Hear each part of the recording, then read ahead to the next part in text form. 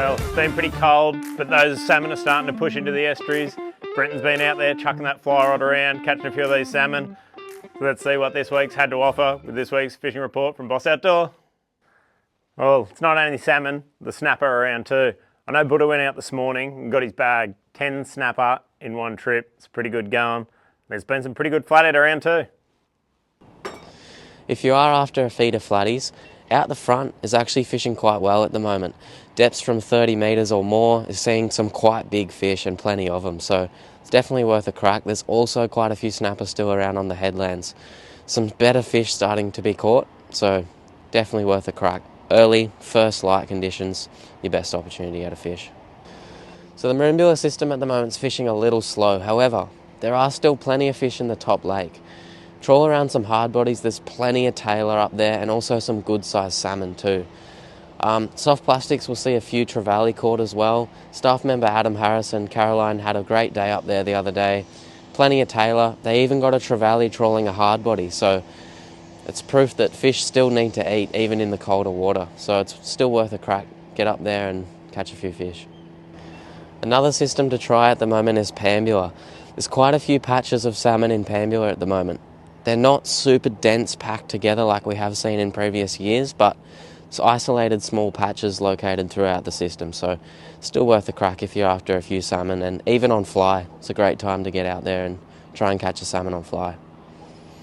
So the rock fishing this week has been a little slow. Still plenty of big salmon off the headlands and in the wash, big tailor as well. However, generally in June, I tend to focus a lot more on drummer. So it's a great time of year to get after the drummer. Fish the wash with a little bit of cungy for bait, a little bit of greenweed. They're a great fish to eat and even more fun to catch. So it's a great time of year to get after a few of these fish. Good luck to everyone participating in the Canberra Game Fishing Yellowfin Comp this weekend. Launch out of Bermagui, so hopefully we should see a few fish come from that. There are a few around, so we're hopeful to see a few fish. Yeah, that's right, Jamari. Fingers crossed they get a good yellowfin bite. We know we saw Micah catch a few last week. Mainly school-sized yellowfin has been what we've seen up and down the coast so far. Haven't seen any big barrels yet, so hopefully that happens in this Canberra Yellowfin Comp.